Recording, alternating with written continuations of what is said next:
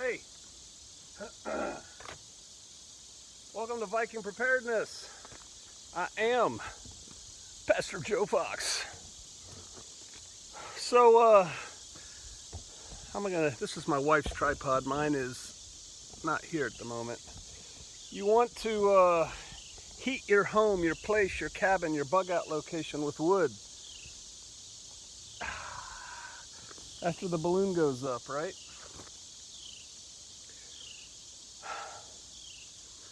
There's more to think about than what wood stove you're gonna buy.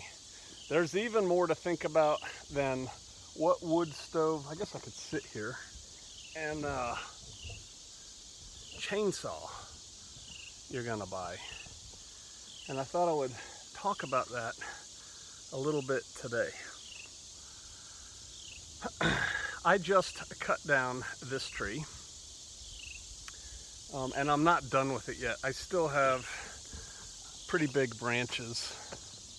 Can you see that one laying down there and these laying out in the road behind me? I still have them to deal with, but look at my truck. Here, let me do it this way. I know, sorry.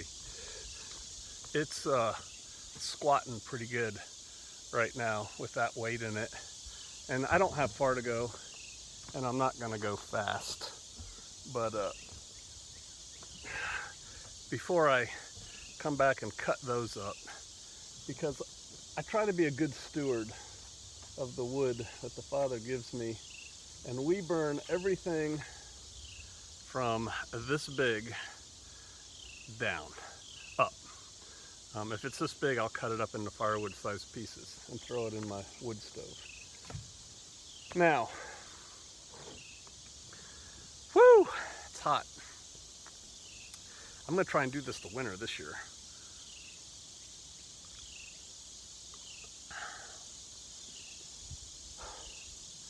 This was standing dead. We are blessed that I don't think I'll ever have to cut a tree down here for firewood, meaning a live tree. We will either cut down live trees that need to get cut down for other reasons, like they're hanging over a structure, and trees fall with alarming regularity here. So we remove those, or if it's in the way of something where we want to build or something like that, we'll cut a live tree or push it down with a dozer and then cut it up. But for firewood, I'm just doing the standing dead trees. And so that does a couple things. Number one, it gives me a big head start on seasoning it. It's still probably a little damp from being outside, but it's not that damp. The other thing is, Sister Kate just texted me, rib crib for dinner? That's probably when I'll upload this video. The other thing is, these are a lot heavier when they're green than when they're standing dead. And that tree has probably been standing dead for at least 2 years, so not bad. So you're gonna need some things, right? Because again, I'm not talking, maybe you are. I'm not talking short-term prepper stuff. I'm really talking long-term survivalist, Tiawaki, the end of the world as we know it stuff, right? Just did a sermon the other day, and I was listening to Brother Chris from The Rock, Following Yeshua is his YouTube channel, and talking to people after Shabbat. Yeah, it's coming, and you're gonna be a multi-year situation, I think, where you're gonna have to take care of yourself. And so a lot of you are planning on firewood. I know I'm a little bit discombobulated getting started, but I'm hot. And so you gotta think longer term.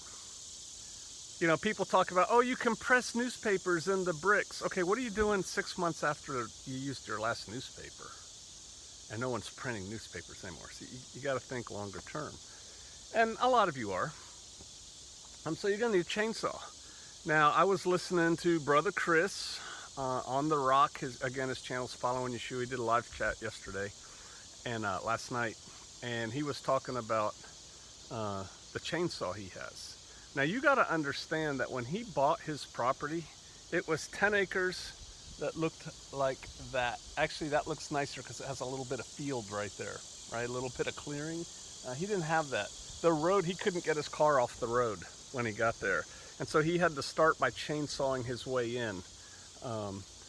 And at the time, I think he had an electric chainsaw that he had to like plug into a socket in his car or something just to get his car off the road. And then he went and he got a chainsaw, and they've been living the off-grid neo-pioneer life for several years now, and they're making it, right? So they know what they're doing. And the chainsaw he has is an Echo. And somebody said, "Ha, Echo, nothing but Stihl or Husqvarna." I used to be that guy. I used to be the guy that said nothing but Stihl or Husqvarna. Don't waste your money on anything else. Until I met Brother Cody, who makes his living cutting down trees like that, overhanging multi-million-dollar homes. He climbs up there and does all kinds of things. And his go-to saw, this man who makes his living, well, he makes his living also sewing. He's an interesting guy. But sojourngear.com, SEWJOURN gear.com. Anyway, his go-to saw is an Echo. And he was telling me about Echoes, and so I looked up Echoes, and yeah, I can't afford one right now. So don't poo-poo the saw until you've used it. Check out this saw. This is a Poulan. Now everybody who knows anything about chainsaws will tell you Poulans are garbage, man. Don't waste your money on Poulan. I used to be that guy too. And I bought this saw years ago, 2012, on a Black Friday sale. That's the day I bought it. It was on really good sale. And I think it's made for knuckleheads or something. But it's too hard. It was too hard for me to figure out how to start the thing. And so I got it started one time, it ran and stopped, and I thought, great, I bought a Poulan. So then I went out and spent money on a Stihl, and I bought that. And I didn't use this thing for years, and then Brother Cody came out one day, and he was looking at my saws, and he sharpened a couple blades, and I said, I got this piece of crap Poulan, and it looks brand new, because it pretty much is. And he looked at it, and he played with it, and he fired it up, and he goes, and he took it out, and he cut with it. And this is the kind of man that if he takes a chainsaw in his hand and applies it to a log, he can tell you if it's a good saw or not. So this saw's fine. Use it. So today I was going to use my Stihl, but I forgot that the blade is dull. I put it away with a dull blade. Yes, I did. And instead of, because I have sharp blades ready to go, instead of putting on a new blade, I just said, you know what, I'm going to take this bad boy out. And it did fine. It cut down that tree. It was huge. I chopped it into all these pieces. It's a Poulan. It worked. How long will it work? I don't know, but it worked today. So, but you're going to need a chainsaw, right? You're going to need gas. You're going to need bar oil. You're going to need a chainsaw tool. Most chainsaws, I think, come with them. And I really wish they would design a pocket for them. I paint mine yellow so that if I drop it, and this is not a chainsaw tutorial, but these are just things that you need to bring with you when you come out to just cut firewood. You're going to need protection. You know, especially when you're cutting standing dead timber, when that tree starts shaking, branches can fall off. And so, you know, get a decent helmet. This one has integrated hearing protection and the night visor, right, to keep the flecks out of your eyes. I also, you know me, I wear these all the time. These are Bearcats, B-E-A-R, look at my hand shaking, K-A-T.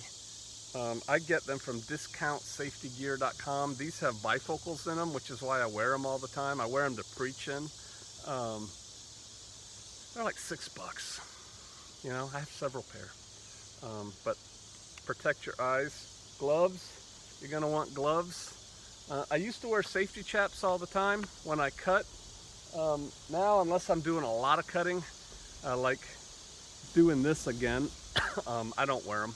But once you get tired, those saws are unforgiving, and the blade is still turning when you let go of the trigger. And so, you know, if you just go and then let it come down, that blade's still turning, it'll cut you. But chaps are not a bad idea. So just safety gear in your chainsaw and stuff. Well, guess what else you're going to need? A truck. How are you going to carry all that wood? You know, especially, you know, the wood is never where you want it. It's not right next to the wood stove. You got to go cut it down somewhere. It falls in the woods. I got mine up there, and it falls in the woods, and then you got to go cut it down, and then you got to cut it up into pieces, and then drag it out. Um, Boots. I have boots on right now. I wouldn't want to do this in flip-flops or tennis shoes, especially in this terrain with all those rocks. And so these are all things just to put wood in your wood stove to heat your cozy little bug out cabin long term. You got to think about these things. And then what is going to happen when you run out of gas? You know, I'm taking this wood to my hydraulic gas-powered wood splitter, and I'm going to split it all today. That's my goal today. I'm going to shoot this video. I'm going to answer Sister Kate and say, heck yes, we can go to Rib Crib for dinner. And then I'm going to go split and stack all this wood with a gas-powered wood splitter. I have all the mauls. I have the wood grenade and the wood wedges and all that stuff. I have, you know, different kinds of mauls. But yeah, I'm going to use the gas-powered wood splitter. But what are you going to do when there is no gas? What are you going to do to cut down trees? I have a lot of axes and hatchets, and I have a two-man crosscut saw that I really probably need to do it now while there still is YouTube. Watch some videos on how one sharpens a two-man crosscut saw, properly align the teeth and everything, or get Lon to come out here and visit and do it.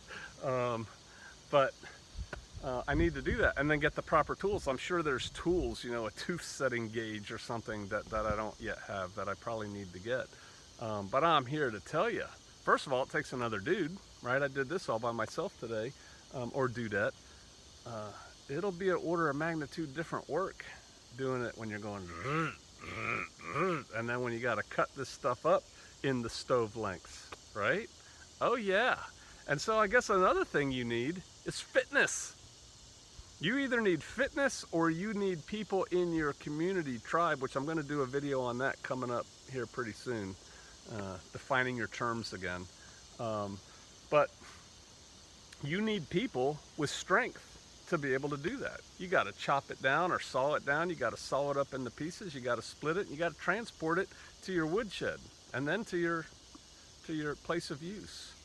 None of these things are going to happen overnight.